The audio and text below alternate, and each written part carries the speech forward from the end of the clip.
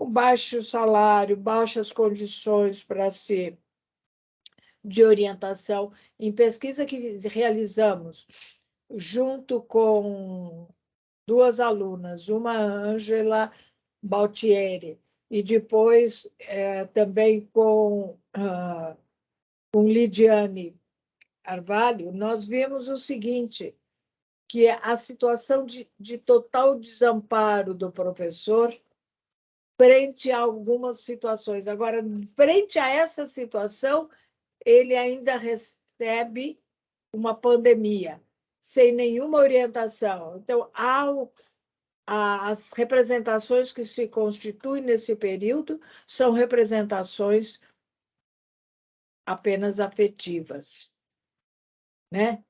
Olha como eles falam. O medo é o sentimento que está presente desde o cotidiano, permeando as várias áreas do cotidiano, produzindo mudanças intensas na minha forma de me relacionar com as questões pessoais e profissionais. A escolha dessa palavra, portanto, está relacionada à recorrência. Medo foi a primeira palavra que me veio à mente. Medo do desconhecido, medo do que diz a televisão, assustado, angustiado pelo noticiário, sem ter a segurança sanitária de um bom atendimento médico hospitalar. Medo é a minha primeira palavra. Para Vallon, o medo é uma emoção, emoções fundamentais do ser humano, ao lado da cólera, do prazer, da alegria e da tristeza. São emoções que modulam as atitudes e estão na base das relações entre os indivíduos. Ou seja, as atitudes não só expressam as emoções, como também dão origem aos comportamentos, né? O medo surge aqui como surge e quando se torna impossível qualquer outra atitude, na falta de uma atitude prevista. Lembrando que a atitude é a intenção expressa na postura. O professor participante dessa pesquisa podem ser enquadrados nesses dois movimentos, até porque a pandemia foi uma situação de guerra, né? Medo que paralisa e provoca ansiedade, um trabalho acima de nossas forças, com o efeito funcional de determinar condutas relativas ao objeto. Isto é, sentirem medo, desamparo e a não procurarem recursos do próprio grupo, o que levou a justificar a ausência de referência à solidariedade, à intensificação das relações de convivência e partilha de experiência que poderiam ter ampliado a resiliência. Então, o que eu quero dizer? Não houve, durante esse processo, momentos de encontros. Não encontrei entre os 75 professores que nós trabalhamos momentos de encontro, de partilha. Eu fico pensando que, como não tinham construído essa partilha, não tiveram como encontrar momentos de partilha. O medo foi maior, o medo que energiza e parte para o enfrentamento dos desafios para dar conta de fazer fazer pedagógico ainda em dificuldades. Então, ficou, então, além disso, uma série de pontos abertos à nossa discussão. O desamparo do professor é um termo, uma situação que nos ocupa neste momento. Aí eu estou citando a Lidiane Carvalho em seu recente estudo sobre a compreensão do diálogo, do suporte, do desamparo, a partir de Marková, mostrou a importância dessa representação na compreensão da prática docente, na compreensão da subjetividade e do seu profissionalismo. Então,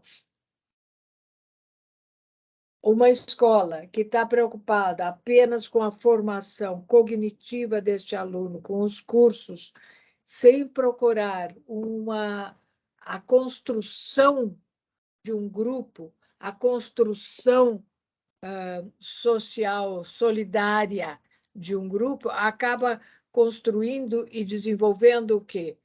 Né? A construção do desamparo que na consulta a 75 professores, nenhum sujeito relatou temor de que seus alunos não aprendessem, de que seus alunos fossem morrer, de que seus alunos fossem passar fome, que a desigualdade aumentasse. Todos têm medo da própria família, sentem-se inseguro, sentem-se isolado. O desamparo cria fechamento, isolamento pessoal diante de tantas dificuldades que você tem que enfrentar. Será que é isso, né? O que que professores queremos? Queremos professores, como diz o Formosino, da escola de massa, professor de escola pública, principalmente, deve ser um professor novo, uma pessoa psicologicamente madura e pedagogicamente treinada, capaz de ser instrutor e facilitador da aprendizagem, expositor e individualizador do ensino, o facilitador de grupos e avaliador de performance, um animador, e controlador e catalisador empático das relações humanas, e o pesquisador, que domina o conteúdo e a forma de transmitir o que ensina, o que aprende, ensina a aprender a aprender. Então, veja, como falar, então, nós vamos falar de formação desse professor nesse processo de desamparo. Não podemos esquecer que estamos passando por este momento de desamparo. Não podemos começar a falar em formação de professores sem considerar esse processo em que estão vivendo.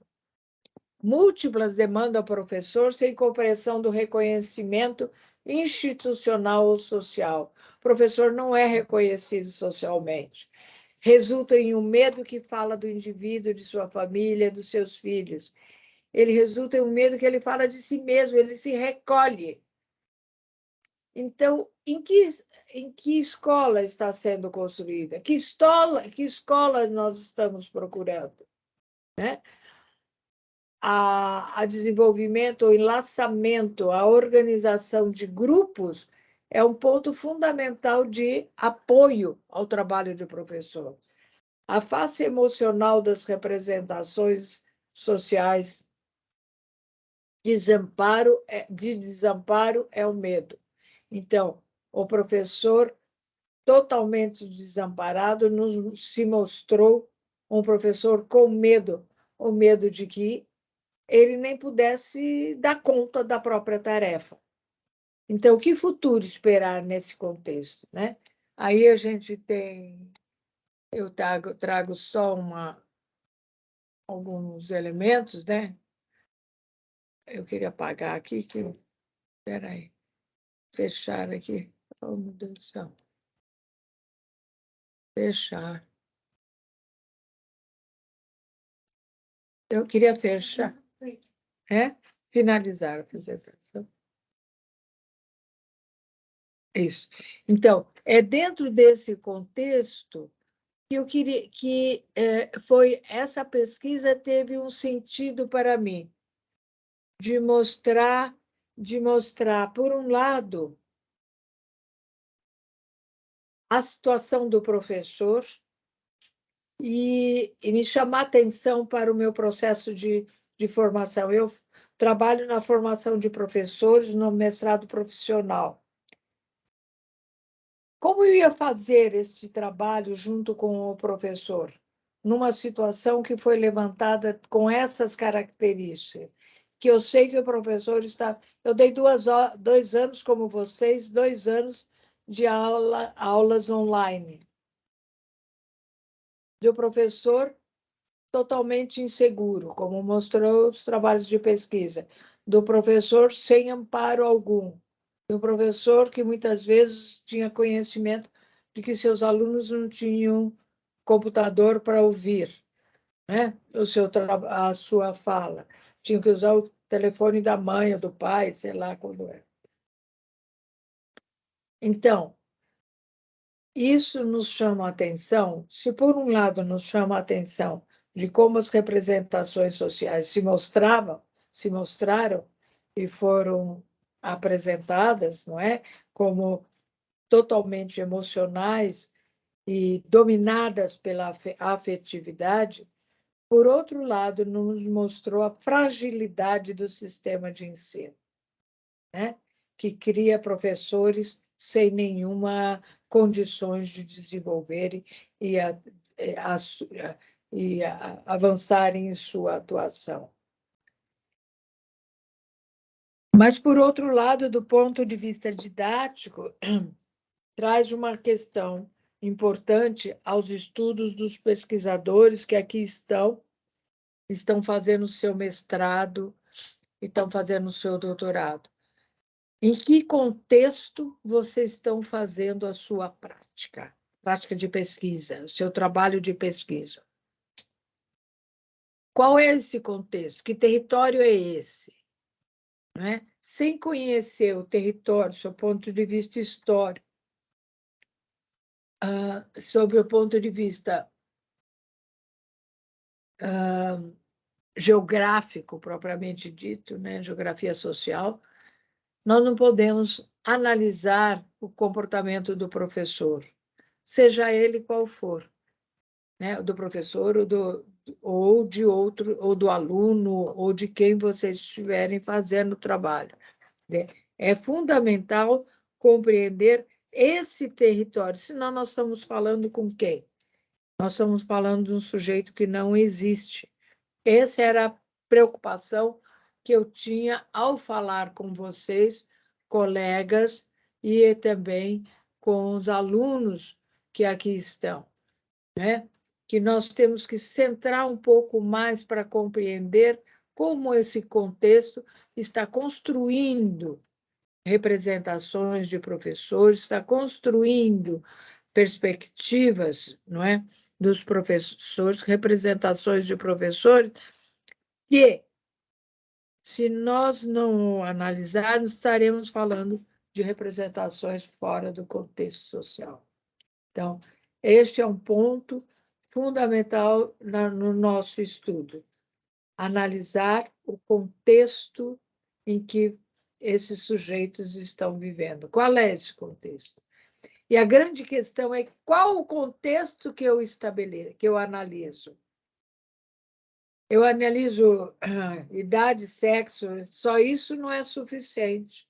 Eu preciso entender todos os conflitos que esse contexto traz para esse profissional ou para aquele sujeito da minha pesquisa de uma forma geral. Era esse começo de conversa que eu queria trazer. Esse texto a gente reescrevi um pouco e ele está sendo apresentado, já foi apresentado para a nossa revista de Educação e Contemporaneidade, que vai ser publicado aí um dia desse. Tá bom? Muito obrigada. Era só isso. Obrigada, professora Clarilza, pela sua excelente exposição com os resultados aí da sua pesquisa, que está ainda em andamento e que vai ser publicada, que traz a relação, as representações sociais dos professores, né, dentro, considerando o contexto e o território onde eles estão inseridos, ou seja, de onde é que eles estão falando, né, e dentro dessa situação de pandemia que a gente está vivendo.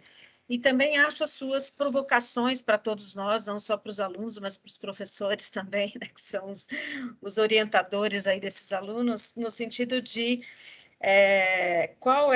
em que contexto a gente está realizando essas pesquisas, né? Em que contexto os alunos estão realizando essas pesquisas, como os contextos estão construindo as representações sociais.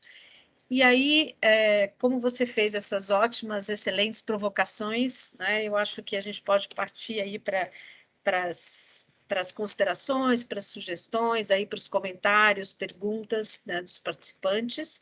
Eu só vou pedir um favor, eu não tenho acesso ao chat, então eu peço para que vocês levantem a mão, né? E que o professor André, se eu não ver alguma mão levantada, me ajude por aqui, tá bom? Muito obrigada, professora, mais uma vez. Então, eu deixo aberto, então, para as falas. Já estou vendo uma mão levantada. Soraya, você quer se colocar? Oi, Soraya. Sim, tudo bem, professora. Que eu percebi na fala da professora Clarilza muitos elementos do que eu tenho visto na minha pesquisa também. Então, essa questão do professor, desamparo do professor nesse período, ela fica muito evidente, né, quando nós começamos a investigar essas representações.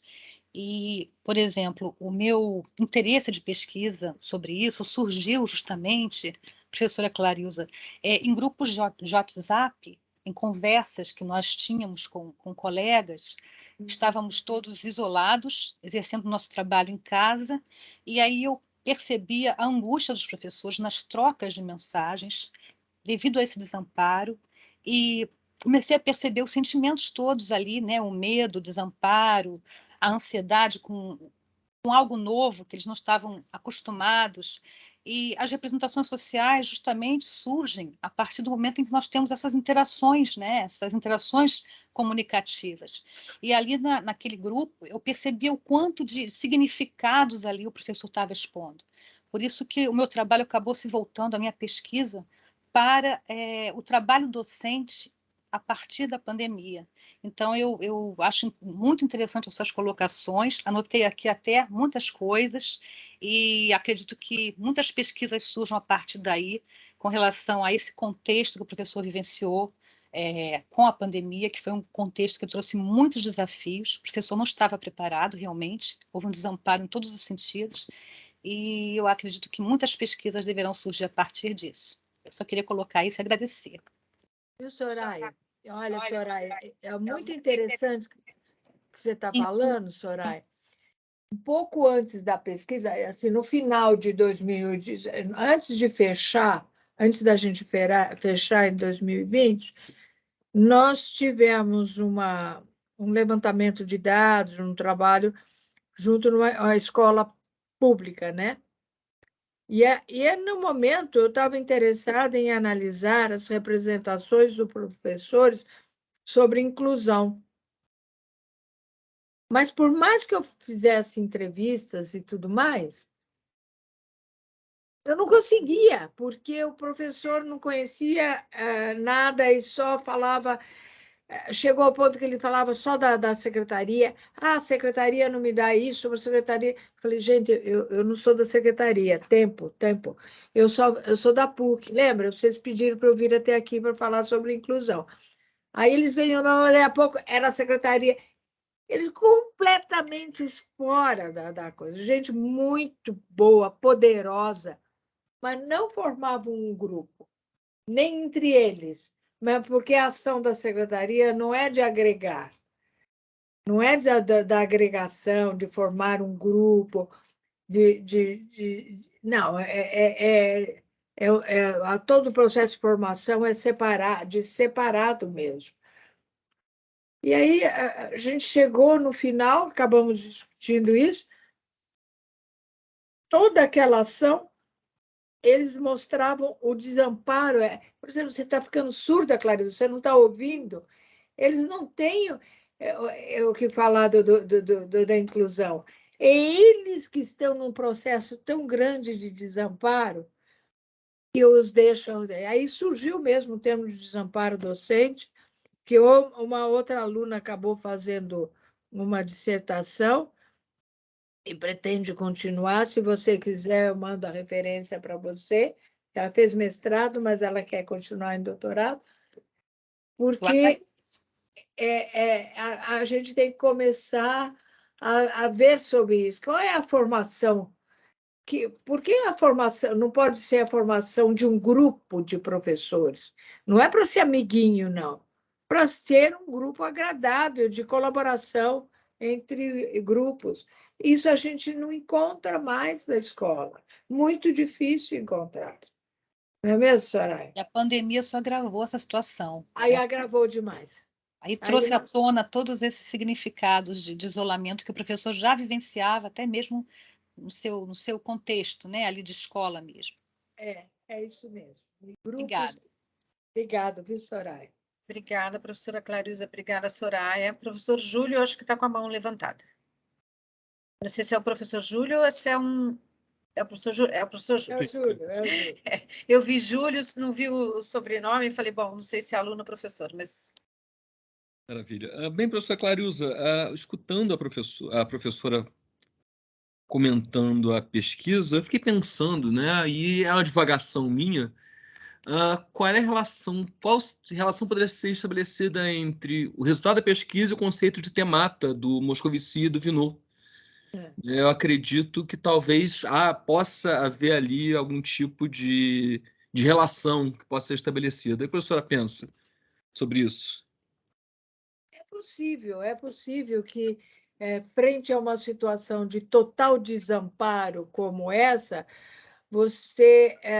o comportamento que se instala advém de um núcleo, de uma temata, mas eu não pesquisei isso, não, Júlio. Ok. Não, só Não porque eu pesquisei, não viajei um pesquisei, pouco não. aqui na possibilidade. Obrigado, Porque professor. eu fiquei, de certa forma, ou nós ficamos, de certa forma, impactada pelos dados, Uhum. porque esses dados mostravam claramente, não só o desamparo, mas mostravam que a representação era totalmente afetiva. Uhum. Emoção, é só emoção. Nós propusemos até a partir disso, sabe, Júlio, um curso com a professora Silvia, do México, junto com a professora Laurinda Ramalho, que trabalha também com Valon, e a professora Silvia. Fizemos esse minicurso o segundo semestre todo. Vamos fechar o minicurso agora, dia 28.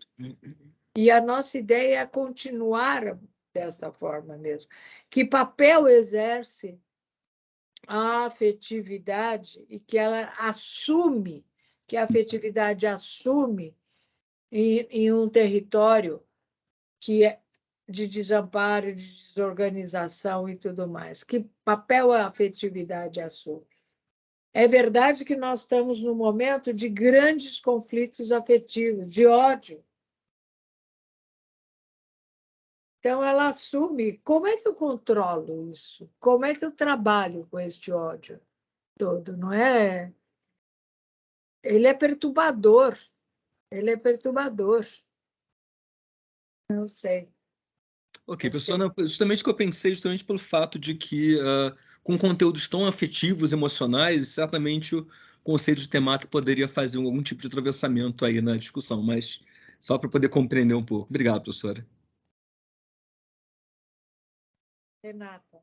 Obrigada, professor. Agora temos a Renata, com a mão levantada. Boa tarde, todo Renatinha, mundo. Boa sua tarde, vez. professora. Sou eu, Patrícia. Obrigada, professora. Eu queria dizer, antes da minha fala, que é um prazer estar com vocês nessa jornada aqui. É muito gostoso rever professores, estar com vocês esse dia aí. Foi muito agradável. Professora Clariusa, eu estava aqui pensando na sua fala, né, em tudo que a gente vivenciou nesses 2 anos de pandemia, né, e a gente agora está num processo de pós-pandemia, com retorno de quarta onda, enfim, a gente está numa confusão, assim, né, endêmica, pandêmica, enfim, ainda não resolvida, né. Com todos esses sentimentos que a senhora colocou aí para a gente, eu falei, gente, quanta coisa a gente sentiu, né, nesse tempo, né, assim. E aí, enfim, na sua fala, eu fiquei pensando aqui no slide, quando você falou das características que o professor precisa ter, né, enfim, né. E aí me chamou muita atenção quando veio o adjetivo novo. Eu falei, engraçado, né, assim, tem gente que tá nova, né, assim, caminhando, né, começando a sua caminhada nesse curso, né, docente, né? Tem gente que está na metade do caminho e eu acho que eu estou nesse grupo da metade do caminho ou um pouquinho mais para frente. E tem a turma que já está, né, encerrando, né, entregando bastão, assim, né? Olha, já dei a minha contribuição para a sociedade, né? Enfim, para a educação e essa questão do transformar o mundo, né? Como a professora Edna sempre gosta de trazer, né? E aí eu fiquei muito absorta com os adjetivos que a senhora trouxe, né? Ele tem que ser novo, ele tem que conquistar a turma, ele tem que ser, né, amistoso, ele tem que saber o conteúdo, mas eu fiquei pensando aqui, é só também uma divagação aqui, eu fiquei pensando assim, como professor novo ele pode ter experiência, né? Assim. Então, só se eu entrar num grupo que me aceite. Só se houver, por parte da coordenação pedagógica, por parte da direção, uma preocupação na formação de um grupo cooperativo entre os professores, em que eu, com a minha experiência, chego para discutir, apresentar, talvez não impor, mas apresentar, e um novo com a sua força, com a sua energia. O vigor, né? O vigor de querer fazer. Pode partilhar. Mas num grupo em que eu não tenho nem horas, muitas vezes, para me encontrar. Exato. E no momento que encontro, tenho que fazer formação, tenho que fazer isso, tenho que fazer aquilo. Como é que eu vou desenvolver um grupo neste momento? Aconteceu que, na hora que nós fomos pegos pela pandemia, diziam alguns alunos meus, nós fomos pegos, eu não tinha coragem de ligar para um colega e dizer assim, como é que você está dando tal coisa pelo vídeo? Ela dizia assim, eu nunca perguntei para nenhum colega como é que você está dando determinado conteúdo, por exemplo, pelo vídeo. Eu não estou conseguindo. Ninguém perguntou isso. De educação física, assim, vários, né? Imagina a gente dando aula, né? Assim, presencial, né? Online, né? Mas assim, ao vivo, com os alunos, enfim, foi uma loucura, né? Uma verdadeira loucura. E outros colegas vivenciaram as mesmas coisas, né? Assim, com tudo que a pandemia traz também de bagagem, né? Aquela bagagem que a gente muitas vezes não quer carregar, né? Recuperação, o medo também traz um vazio de valores, não é? Também. Isso que é triste também, não é?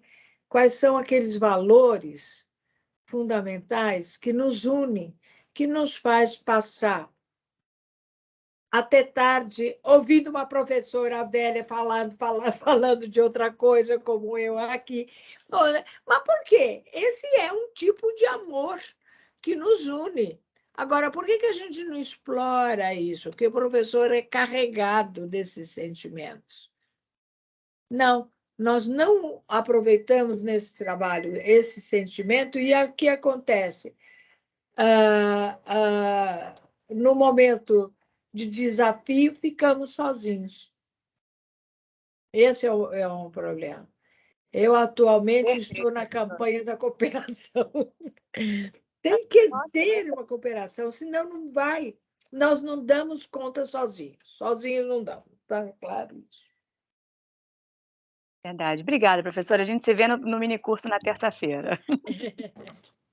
Obrigada, Renata. Acho que tem mais alguém com a mão levantada. Professor André. Não, deixa o Rafael, por favor. É que eu não estou enxergando. Rafael. Eu não consegui ver o Rafael, por isso. Obrigada.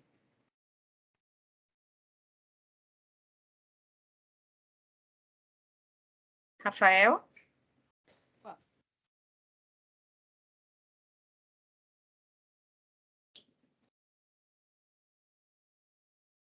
Deixa eu ver aqui, peraí.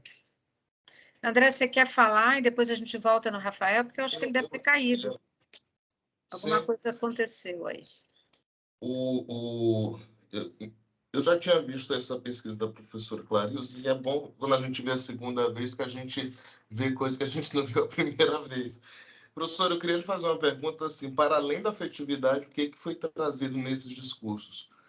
Isso é o primeiro ponto, porque quando a senhora estava na sua fala falando sobre que a pandemia era algo novo, né?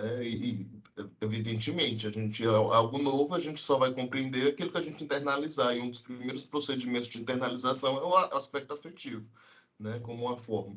Para além dessa barreira, o que os dados traziam? Para além da afetividade. Olha, André, o que assustou a gente é que não trouxe em nenhum momento uma resposta traz insegurança, traz medo dos filhos, mas não traz uma elaboração, entendeu? De cognitiva, não traz, André, não trouxe.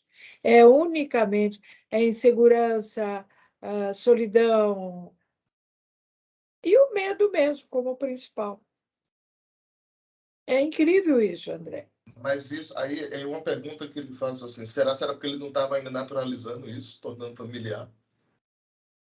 Não, eu acho que para a turma de 2020, que não foi diferente da 2021, estava começando na verdade, estava começando o terror da pandemia. A gente não achava que ia ficar 2 anos. Mas era a mesma coisa, era muito assustada, as pessoas muito assustadas com esse processo. E 2021, totalmente desorganizadas. E eu tenho algumas alunas que fizeram o mesmo processo. A Sônia é uma aluna que foi indagar com outras professoras também e viram a mesma coisa.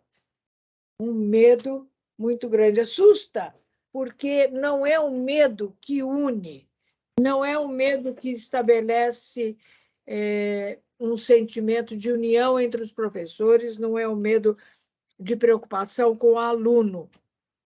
Não havia isso. Eu acho que, então, esses valores é o medo que traz um recolhimento para si próprio. Isso que me assustou mais.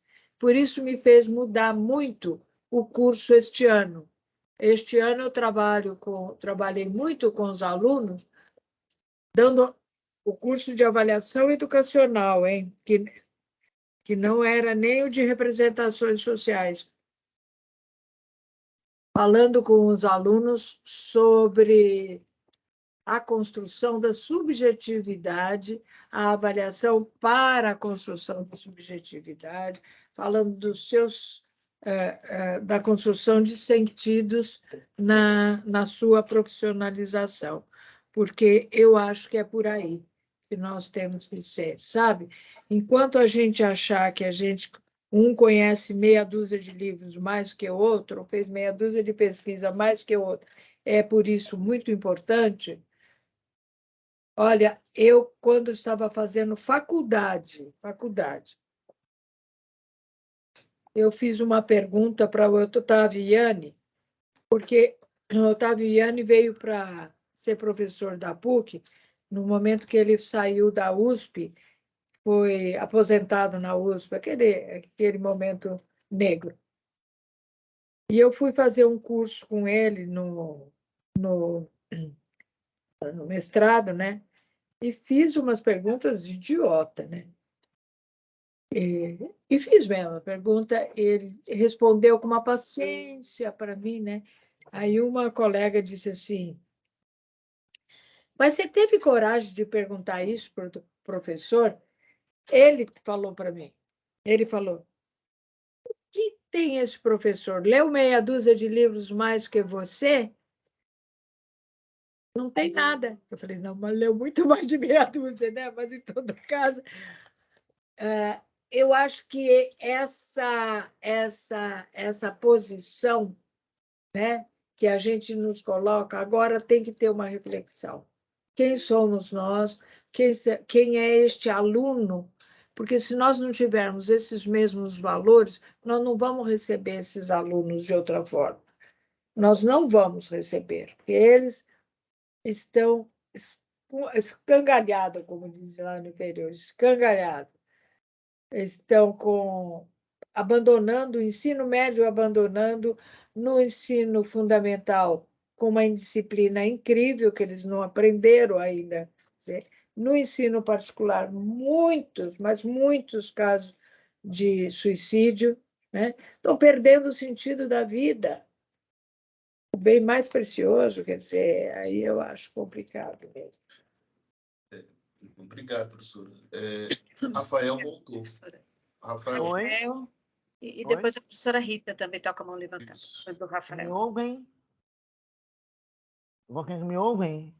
Te escuto. Ah, Sim, claro. sim, Rafael.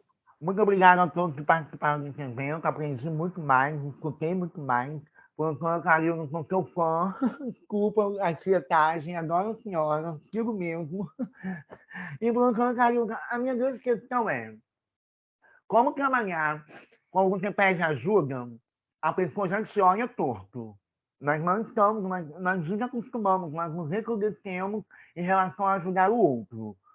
Quando nós falamos a palavra ajuda, a pessoa tem sempre uma desculpa programada para poder não ajudar, ou já se vê com outros olhos, com outras representações. Como trabalhar essa questão da ajuda quando decretos e artigos dentro da escola estão nos levando a temer, a usar, estão usando o medo como uma forma de se eximir do processo de afeto, se eximir do processo de troca, se eximir do processo de escutar o outro. Eu sou professor de língua portuguesa, do EJA, adorei o trabalho da Kathleen, foi um pouquinho mais curto, mas foi bom.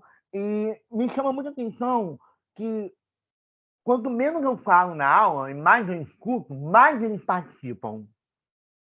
Mais eles se dão. Ele é português, e eu sou fônio. Eu tenho todos os meus predicados. E mesmo assim, acontece uma troca muito grande da parte deles falando comigo. Mas essa troca fica da porta da sala de aula para dentro. Porque quando eu vou para a sala de aula, para a sala dos professores, que é um lugar que eu não gosto muito também, eu não gosto.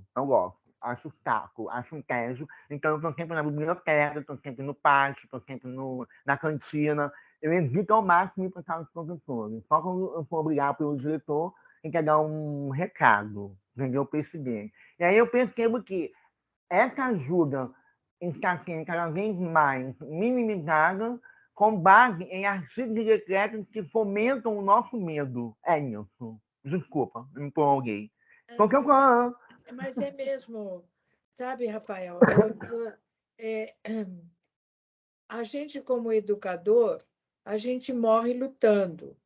A gente pode ficar, a gente pode ficar velhinha, mas o olho brilha, por dentro a gente não envelhece, enquanto a gente lutar por valores fundamentais. E o que é isso que eu estou falando realmente são os valores. É que nós passamos, algumas escolas acreditavam que um trabalho mais e a própria Secretaria de Educação acredita que alguns estudos mais tecnocratas vão melhorar a educação. E a gente deixou de perguntar no PPP da escola qual é o homem que eu quero formar. A gente não pergunta mais, a gente pergunta qual é o conteúdo que nós vamos desenvolver. Mas qual é o homem que eu vou... É lógico que o conteúdo vai ajudar no desenvolvimento do homem a ser formado, mas qual é este ser humano que eu quero formar? Então, essa é uma pergunta que tem que voltar no processo de planejamento. Qual é o ser humano que eu quero formar? Porque aí é um ponto que nós vamos começar a discutir. Quais são os valores que devem estar presentes? Qual é o valor do conhecimento? Qual é o valor da ciência? Pois eu perdi o valor da ciência em escolas, de gente que não queria nem tomar vacina, né? Então, há uma inversão de um processo de planejamento educacional que o processo o programa educacional, a avaliação, o planejamento político-pedagógico de uma escola envolve a compreensão do ser humano. E qual é esse ser humano que eu quero formar? Não é só que eu quero que ele se alfabetize. É claro que eu quero. Mas eu quero que ele saiba olhar o coleguinha também, que ele saiba dar mão pelo coleguinha, que ele saiba seja... ouvir o colega, quem saiba escutar o colega também. Isso, é isso. Eu percebo muito isso também, professor Calil, só para poder finalizar, não estamos formando um cidadão, estamos formando, principalmente no EJA, agora que no estado do Espírito Santo tem uma terminologia que é o mundo do trabalho. Então, esse sujeito está sendo formado para o mundo do trabalho, não para a sociedade, está sendo formado para o mundo do trabalho. E os professores aqui da rede, eles estão se adaptando muito rápido a envios de documentação pelas plataformas digitais. Aí um colega meu perguntou bem assim, gente, mas que contato que a gente tinha com o avaliador? Aí o coordenador falou bem assim, acabou. Esse contato não existe mais, agora é tudo pela tecnologia. Então, nós vamos ter que ter uma inversão copernicana aí, porque senão... Professora Karina, eu me sinto muito obrigada pela sua aula magistral. Tenham todos uma ótima tarde. Obrigada, Rafael. Obrigada, Rafael. Obrigada, professora Clarilza. Eu vou passar a palavra para a professora Rita, e aqui pelo avançadinho da hora, para a gente tentar terminar no horário que a gente combinou, e cada um fazer suas coisas. Depois da professora Rita, eu já passo de novo para a professora Rita e para o professor André para encerrarem a nossa jornada. Desde já agradeço a todos. Obrigada. Bom, Clarilza, obrigada mais uma vez, né? Você sempre tem uma fala que faz a gente pensar muito. E eu só gostaria, assim, eu lembrei, conforme você foi falando, e depois com a fala do André também, eu e o André fomos os professores de uma das turmas do seminário de dissertação esse semestre. E aí teve um projeto muito interessante, ainda está na fase do projeto, que talvez você se interesse em conhecer. É de uma aluna da linha de políticas, tá? E é da Janaína, orientada pelo Fábio, Janaína Lima. O título dela é Pandemia de Covid-19 e Redes de Conhecimento. 2 pontos, um estudo sobre as políticas não oficiais de formação docente. Por que eu achei interessante esse projeto? Porque ela mostra as redes de colaboração dos docentes na escola, no período da pandemia. Ótimo. Então, eu e André discutimos, acho que o André deve lembrar desse projeto, né, André? Então, ela vai pesquisar isso. Ainda é um projeto, mas ela vai pesquisar isso. E aí ela traz esse contexto ali que ela vivenciou nesse momento de pandemia, né? E ela conta assim que se os professores não se unissem para enfrentar todas as dificuldades e todo esse desamparo, né, do próprio Estado que não apoiou. Então, eles se uniram para um apoiar o outro e eles terem, né, eles terem algumas saídas. Não, eu fiquei encantada com esse projeto. Se você quiser, depois a gente conversa com o Fábio que está orientando, sabe? E eu acho que ela vai mostrar coisas muito interessantes, porque realmente, assim, são redes de conhecimento que ela notou que apareceram ali na escola e que os professores se apoiaram por aí. Aí ela vai fazer um estudo na linha de cotidianos, o Fábio foi orientando da Inês, então é bem assim, na linha de cotidianos, ela vai mostrar isso que aconteceu na escola, essas redes que se formaram ali, é uma escola estadual daqui do Rio de Janeiro. Então, é um contexto de uma escola estadual. Não sei se a André quiser complementar, porque nós fizemos a avaliação do projeto juntos, né? Isso é muito interessante, porque isso mostra que a gente não tem que ter esperança, né? Sim, porque os estudos da minha aluna Sônia, também com escola pública, não mostraram, ela usou algumas também escola particular, não, e eu trabalhando com os alunos, professores, coordenadores pedagógicos e diretores do FORMEP, nenhum. Tinha, não. Pois é. Assim, o projeto dela tá assim, muito ainda no início, né? Porque é uma ideia. No início ela nem sabia exatamente o que ela ia fazer, estava um pouco disperso, a gente sugeriu que fosse que ela aprofundasse essa questão das redes mesmo ali na escola, e era uma coisa que tocava ali no coração, e aí ela está indo por aí. Tá bem no começo, mas de repente pode ser interessante para você depois, quando ela tiver mais informações, mais dados.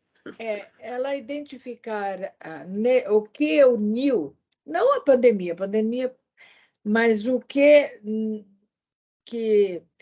no sujeito permitiu isso é como trabalhar com grupos como se fala, que o Moscovici trabalhou, com grupos, fala, hein?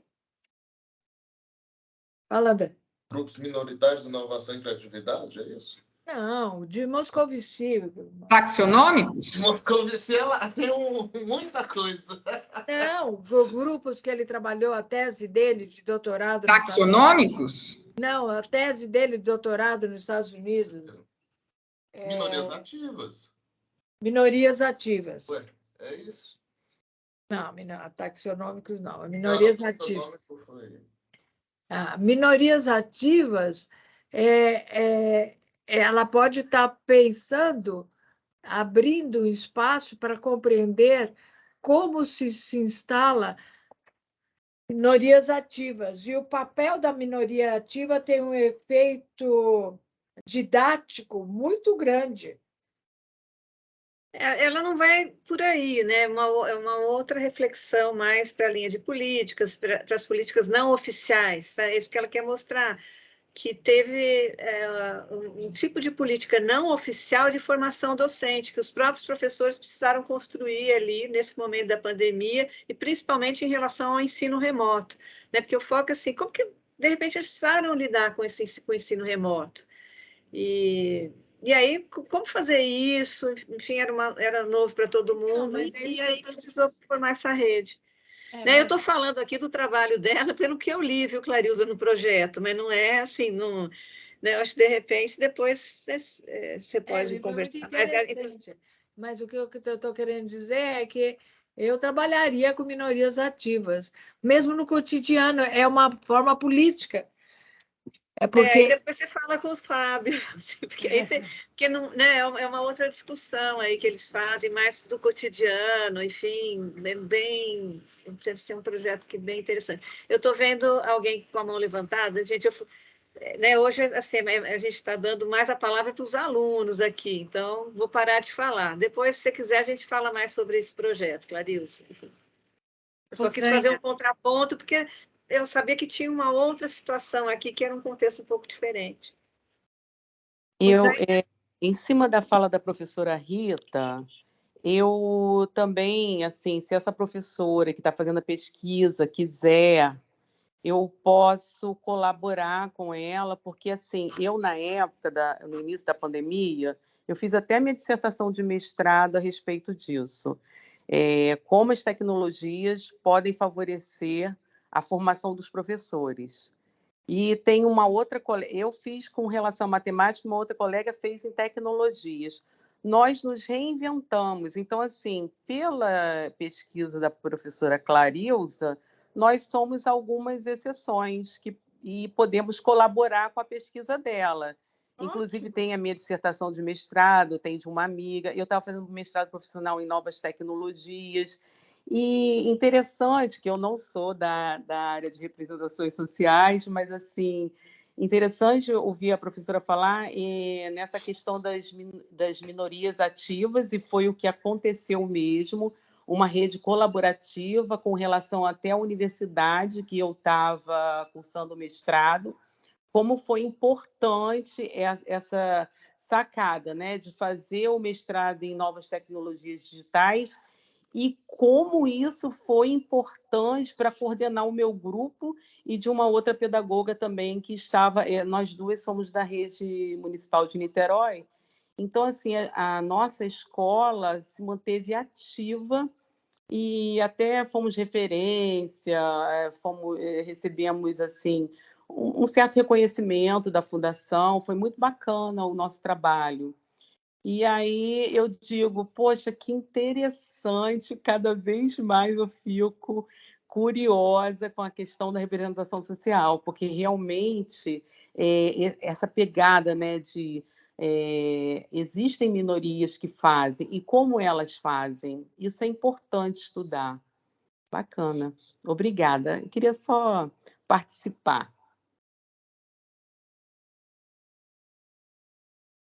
Obrigada. Mais algum aluno, mais alguém queira se manifestar?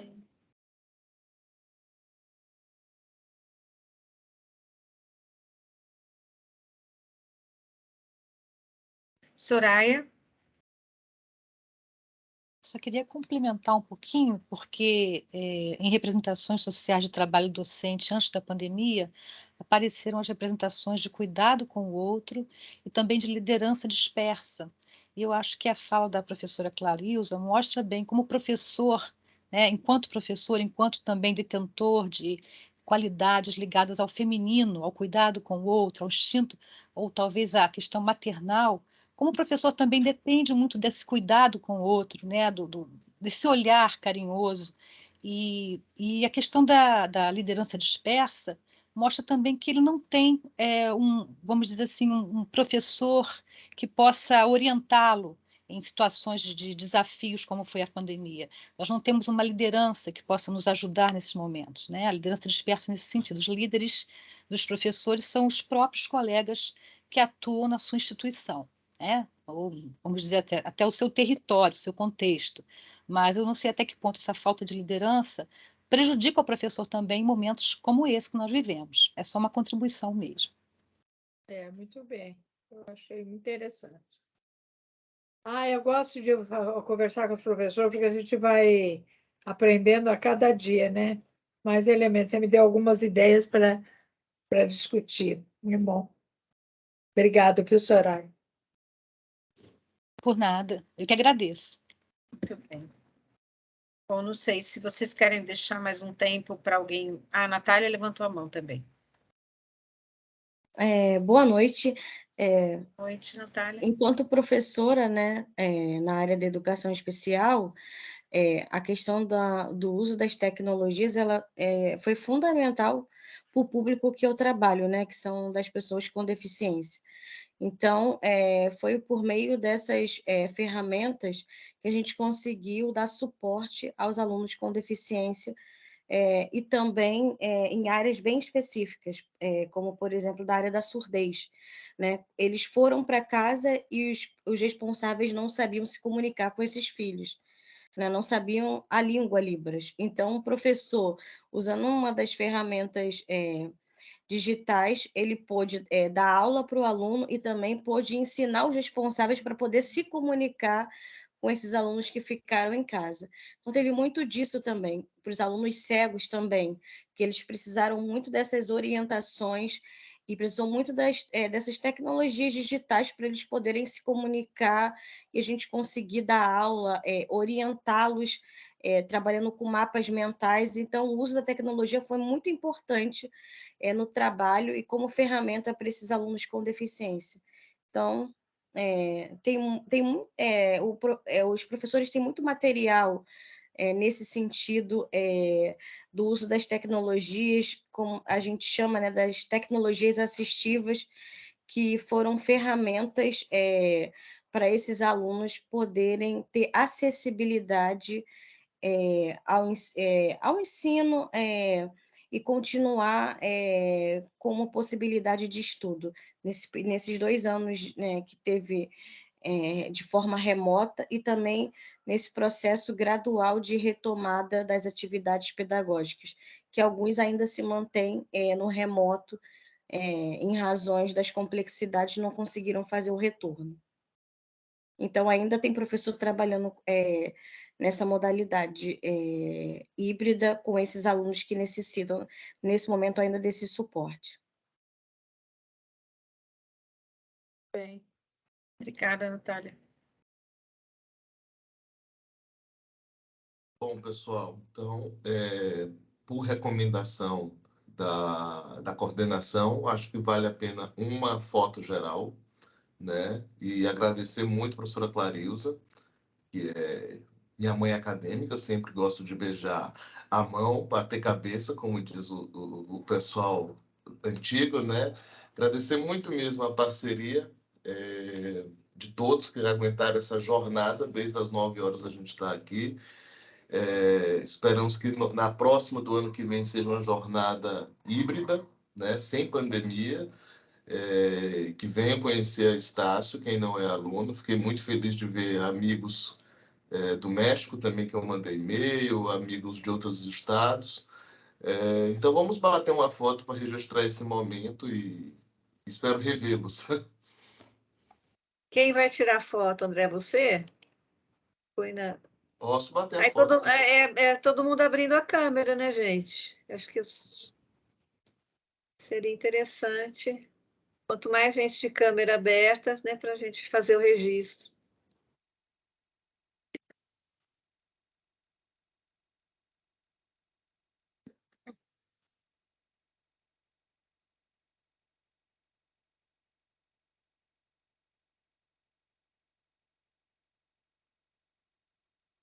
Foi, gente?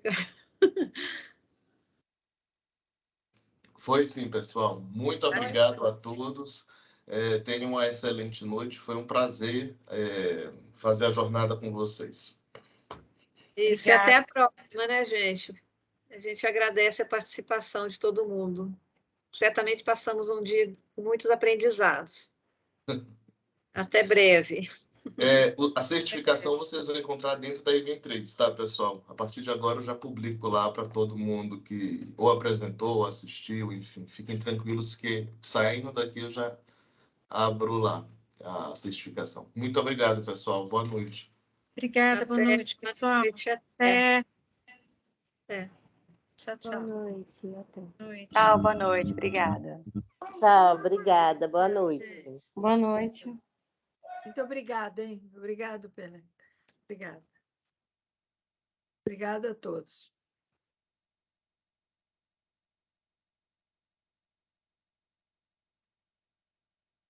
É a gravação, hein, André? Você já pôs preparar? Vou botar agora, professora. Boa memória. Eu